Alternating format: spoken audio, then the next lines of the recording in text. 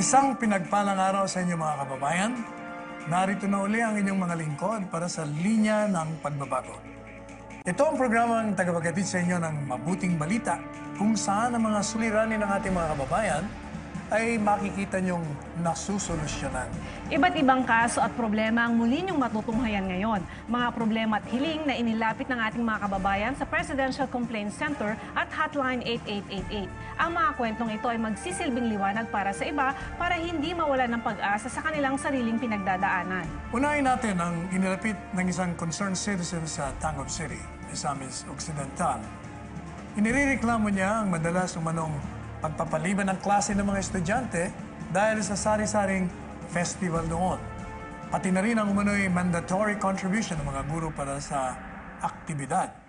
Pakinggan nga natin ang buong kwento.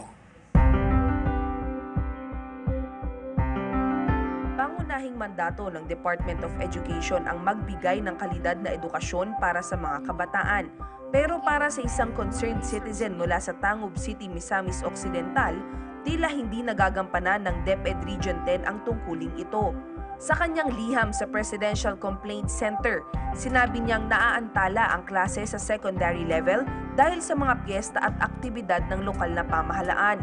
Kabilang dito ang Dalit Festival kung saan halos 300 estudyante kada paaralan ang sumasali at kailangang magsanay ng ilang araw para sa kanilang pagtatanghal sa fiesta. Mula Oktubre hanggang Disyembre, ang exhibit para sa Christmas Festival naman ang pinagkakabalahan ng mga estudyante. At tuwing Pebrero, ang light dance presentation naman ang sinasalihan nila kung saan ang ilang araw na pag-iensayo ay nakakaantala rin sa kanilang klase. Kaya hiling ng naturang concerned citizen, ipahinto o bawasan ang partisipasyon ng mga estudyante sa mga pagdiriwang para matutukan ang kanilang pag-aaral. Paglilinaw naman ng Schools Division Superintendent ng Tangub City, minomonitor nila ang itinakdang bilang para sa co-curricular activities na 20 hanggang 25 araw. Every start of the year, tinitingnan namin yung calendar of activities in every school para makita na namin kung ilan yung non-curricular activities para hindi masagasaan, maapektuhan yung 180 contact hours namin. At dahil sa reklamo, nagpapatupad na ang DepEd Region 10 ng intensive supervision sa mga paaralan. Every secondary school may naka-assign na isang supervisor para titingnan nila kung wala ba silang na lalabag na mga palisiya o guidelines. Dagdag pa ng rehiyon, 25 taon na silang nagtutulungan ng lokal na pamahalaan para sa turismo ng lungsod. Hindi rin daw nakakaapekto ang mga aktibidad sa performance ng kanilang mga estudyante. Consistent pa nga raw na mataas ang score ng kanilang mga paaralan sa National Achievement Test.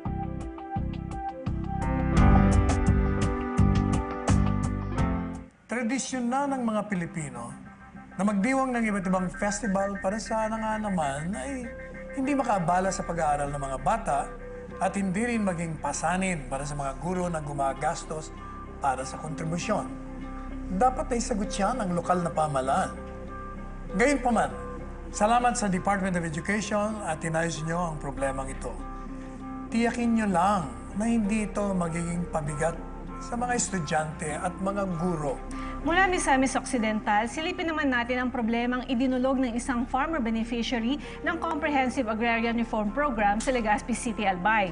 Lumiham siya sa PACE para hilingin na mamagitan na ito sa kanyang problema sa Land Bank of the Philippines.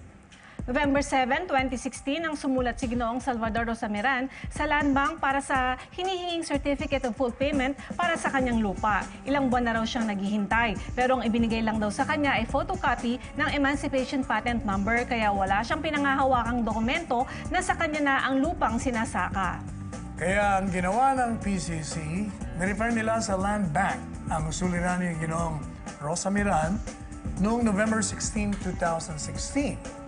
At makalipas ang mahigit isang buwan, inisyu na ng Land Bank ang Certificate of Full Payment at Honors Duplicate Certificate ng titulo ng lupa ni Ginoong Rosamiran. Yun naman pala, may bibigay rin naman sa magsasaka ang kanyang katibayan sa kanya na ang lupang sinasaka, pero naghintay pa ng ilang buwan at umabot pa sa pagrireklamo sa PCC. Sana sa susunod, ibigay natin kaagad ang nararapat para sa mga benepisaryo kung talaga namang fully paid na sila.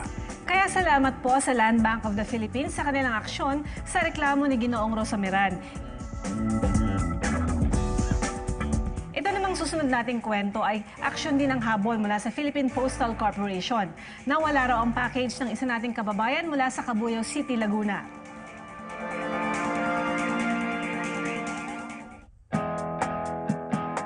December 26, 2016 nang mag-email sa Presidential Complaints Center si Jessica Lozande para humingi ng tulong na i-follow up sa PhilPost kung ready for pickup na ang kanyang package. Natakot kasi siya na baka nawala ito. Makalipas ang 2 araw, ipinagbigay alam ng PCC ang concern ni Jessica sa PhilPost. January 27, 2017 naman, nang sumulat ang PhilPost sa PCC para sabihin na batay sa kanilang datos, ay December 28, 2016 pa na-i-release ng Cabuyao Post Office ang package ni Jessica. Paliwanag ng Cabuyao Post Office, nire-release naman nila kaagad ang mga package pagdating ng mga ito mula sa Central Mail Exchange Center sa lungsod ng Pasay. Karaniwan lang daw nagtatagal ang pagpoproseso ng mga package sa Bureau of Customs. Paalala ng PhilPost sa mga kababayan natin sa Region 4A at sa Bicol Region, maaari nilang mamonitor ang status ng kanilang mga package sa website ng PhilPost o tumawag sa 049-503-3749. Ayun, gano'n naman pala kabilis kumilos ang PhilPost. Hindi naman pala nawawala ang package. Pero syempre, hindi naman natin mayalis sa ating mga kababayan na mag-alala kasi Christmas season noon. Panahon kung kailan maraming mga nagpapadala mula sa ibang bansa o kahit domestic lang. Kaya maraming salamat sa PhilPost sa inyong mabilis na aksyon at sa pagbibigay alam sa PCC na inaksyonan nyo ang problema ng ating kababayan. Yan po uli ang kabuuan ng edisyong ito ng Linya ng Pagbabago. Bawat kasong pinapakita namin sa inyo ay puno ng pag-asa na ang bawat hiling at problema ay may katapat na kasagutan. Ako po si Weng Hidalgo na nagpapasalamat sa inyong pagtangkilik sa programang ito. Ang patuloy ninyong pagtangkilik sa Linya ng Pagbabago ay magsisilbing inspirasyon para sa amin sa gobyerno na pagbutihin pa ang aming paglilingkod sa inyo. Huwag kayong mawala ng pag-asa dahil sa mga susunod na araw ay ang inyo namang suliranin ang sasagutin ng ating pamahalaan. Ako po si Secretary Salvador Panelo, ang inyong Chief Presidential Legal Counsel. Hanggang sa muli, mga kababayan.